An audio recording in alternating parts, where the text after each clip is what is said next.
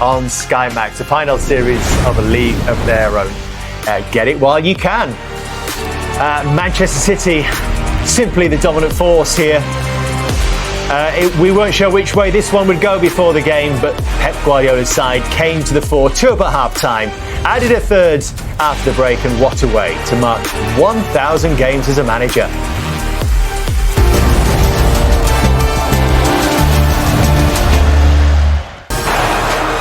Dash, Konate across the help Bradley, Doku's got past them both, and Jeremy Doku stumbled. It is a Manchester City penalty.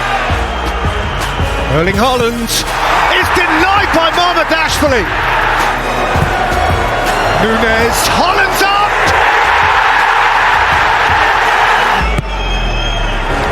Salah delivers, Van Dijk scores! Except that there is a VAR check. Silva, Nico Gonzalez, 2-0! And Manchester City in a very good place. Jeremy Doku. Doku! Oh, glorious! It's a simply beautiful goal from Jeremy Doku, who has glittered the afternoon long. Very special strike to cap a scintillating performance. Man of the match display from Jeremy Doku to sink Liverpool today, and City fans will be abuzz with talk of that as they head off into the Manchester night.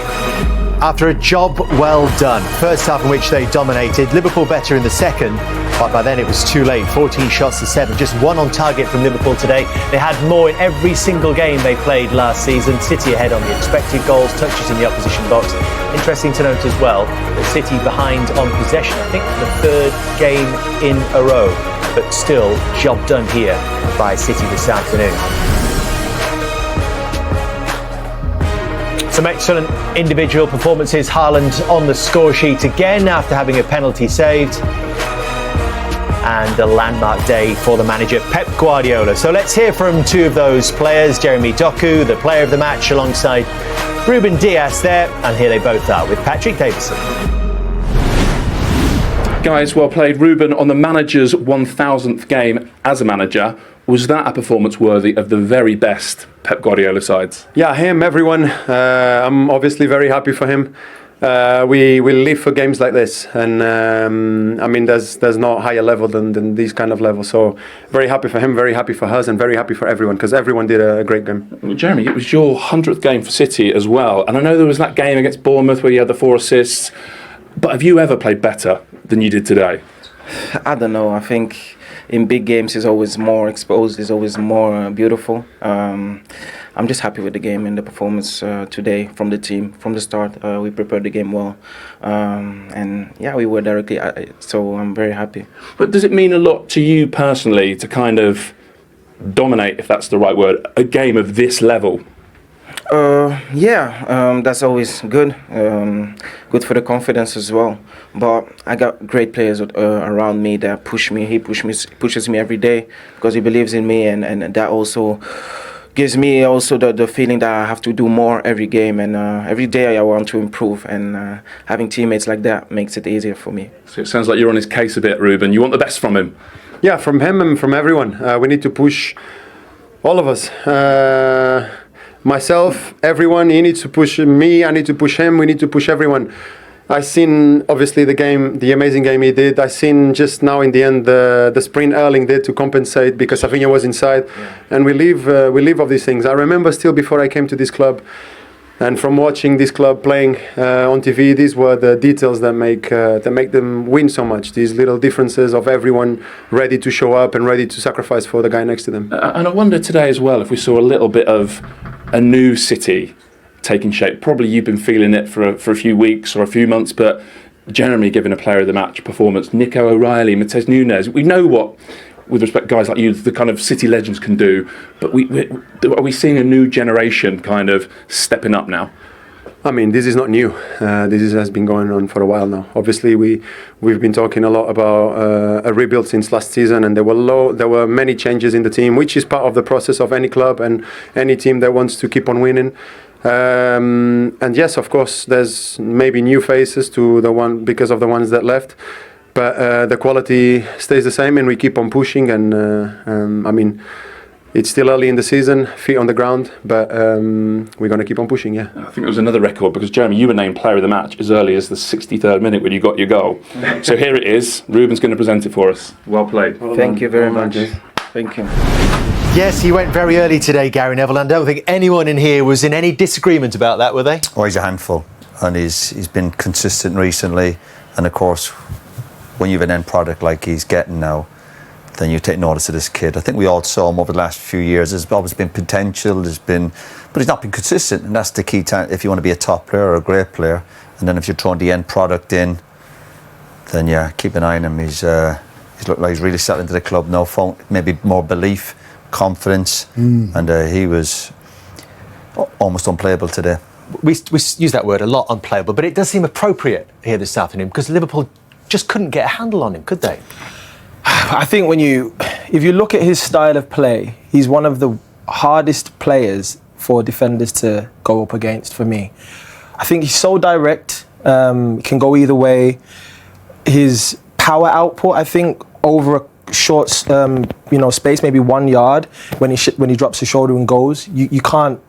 Everyone that he plays against, doesn't matter who it is, he's going to cause problems. You talk about his dribbling, he completes so many dribbles, creates so many chances, and I think right now in his mind he has a plan. I think sometimes players who are dribblers, they don't necessarily know sometimes what they're going to do, whereas I think now he's getting himself into areas where he's like, okay, I'm going to go left here, I'm actually going to go right. He's not just playing off the cuff. So I think he's improved so much as a footballer this season, and he's going to go from strength to strength. The goal today was magnificent, and I think the only thing he needs to add maybe is more goals. Yeah, and we'll come to his goal very shortly, but he had caused Liverpool problems before the first goal, Micah, which I suppose ironically was a team goal from City. Every player and the outfield had a touch in the build-up to this. Yeah, but something I noticed within this, you say the way Liverpool are set up here, you see Robertson and Van Dijk change not at the right moment, then allows the cross to come in, and then Haaland in the air. Okay, you could say Konate is a little bit unlucky, but when the ball goes across, you've got your centre half, left back at centre half, and they should just stay in positions now. Now you've got Wirtz in one way. He's not going to help you stopping the cross. Normally Robinson, if he was in a position, he'd be out there quicker. Could he still go though? I know he doesn't get there quite in time, but he should still try. He should still go, but he's not set, Dave. There's a difference between going. When you're in a full-back position there, it's all about your distances. And when you feel like you're not ready to go, because you don't, if he goes, he can go round him. So he waits and maybe expects Wirtz to come and help him. That doesn't happen. So if you look at here, Robertson and Van Dijk, as we've just shown now, City have got overload on the right-hand side with Nunes going really, really high. But now when the ball goes up, it's too late for him to get there because he's got Wirtz in there. A little bit of communication. You probably want your winger then to just help you out, and then you drop off a little bit. But because he switched at the wrong moment... But that's the fullback crossing the ball, though, so Wirtz should be out. He should be out 100%. Well, they done the worst thing. They ended up doing nothing. Correct. Even if you go out and he beats you, do something. They've ended up in no man's land and lack that intensity and desire to stop crosses. And that goes back to that real desire. And to me, what I'm really disappointed with Liverpool, we were saying a few years ago, 5-6 years ago, into the league, the following season, they lack that intensity of what champions need, because obviously you're up there to be, you're the target and you're the best team. And Liverpool, to me, with that, we can show them little clips and go, yeah, he's swapping, or yeah, these things happen in a game of football. But when you do have a decision to make, at least do it with some sort of intent. When you say intensity, what do you mean? Just going out, yeah, but then you talk to stop the cross. You talk about champions and all that. Is that then just a mindset? Why would he not be going out there? Maybe it's his third game in a week and he's not played a lot all season. But we can again, yeah, but it's still early in the game. It's not late in the game, and they were home and they only travelled down the road. Sometimes you make excuses for players travelling across Europe and the intensity of the games. They've had a home game down the road, so you want to be careful making excuses. But we'll have the same with the second goal. And people say, oh, he can be unlucky with the deflection. Just like that intensity. I think if you're not at it as a team and you're just a little bit off it, like they are, at least get the basics right. You have to get the basics right, and that is stopping crosses and kind of being difficult to play against. We'll come to the second goal, Roy, in just a second. But before then, the moment I suppose that Liverpool have to cling to was the disallowed goal. At 1-1, it might well have turned out to be a different game. And Virgil van Dijk gets a clean header on this. And there is interpretation on the law, whether this should or should not have been disallowed because of Andy Robertson's position in front of the goalkeeper in this instance. So the goal is disallowed on field. VAR have a look at it, and they agree that he is deemed to be making an obvious action directly in front of the goalkeeper. That's their interpretation. But what about the argument that potentially he sees that all the way? I think he does see it all the way. So should it then be disallowed? I don't think it should have, based on what we can see with our eyes. But the rule book's the rule book. So if the referee is reading that, or someone's in his ear going, by the way, these are the rules, that angle's not favourable to Liverpool. But I think the other angle is favourable because you can clearly see he's in a fight. His role clearly is to block the goalkeeper. He's in a fight with Doku. This angle here, he's in a fight with Doku. You could argue when he connects with the ball, he can see that. His line of vision is impeded by Robertson. It's more impeded by Doku for me, if we're looking at the line of the ball. You've got to reward also the defensive team. There's a reason they're coming up. They're not leaving people standing on the post to clear their line. They practice this. So he's a yard from the goalkeeper, so he is in his eye line. Can we just play that last angle one more time? I think the reason why they probably gave it is because he ducked. So if you're a goalkeeper and you're set and you get any movement around you, just look at Robertson. When it comes in here, if you roll it on a little bit more, and to be clear, he ducks out the way. So now the keeper's thinking, is he going towards the ball? I think it's that movement that they are referring to, rather than the fact that there's any line of vision which is impeding the goalkeeper in that instance. It's the movement in his direction. It's a movement. I don't like it. Have a look at the bottom point here. Making an obvious action, Roy, which clearly impacts on the ability of an opponent to play. Yeah, and it affects the goalkeeper, because if he's thinking he might get a touch in it, then that affects his movement, surely. Of course it does. And the whole idea of these defenders doing it, they do drills. They come out so they catch people offside. And what they'll say is it's interfering with the goalkeeper. Even the fact he's ducking is that obviously puts the goalkeeper off. And if you look at the goalkeeper's reaction, he's very smart, obviously vastly experienced.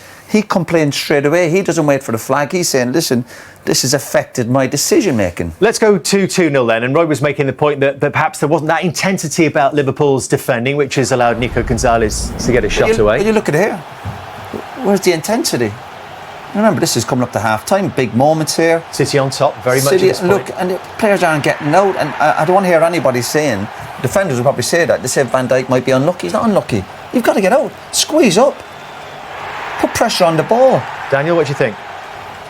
Yeah, I mean, it's not good to see. Obviously, we're talking about a goal where the shot wasn't even good, if we're being honest. But hit the target. These are the types of things that can happen. Of course, he could have done better, but you get those rewards sometimes when things go your way. So Liverpool had a better spell at the start of the second half, but then this really ended it as a contest, Micah. Talk us through this from Jeremy Doku. Well, Daniel mentioned it. He had a plan in his head, the little shimmy, and then the finish is just absolutely devastating. And I think what it means, sometimes you see Doku in these positions and he gets in really good positions at times and you don't know what he's going to do with it, but he was clear in what he wanted to do, and then the finish is just... The finish is brilliant, but just enjoy that technique for a moment, right? Listen, I love watching that. Absolutely fantastic. But what you have, when you have a player cutting in like this, Liverpool have to have players coming across. I know you're not going to listen to me. I'm going to say it anyway. I'm still it's a brilliant bit of skill. Oh, beautiful. I'd watch it all day. Sexy football, fantastic.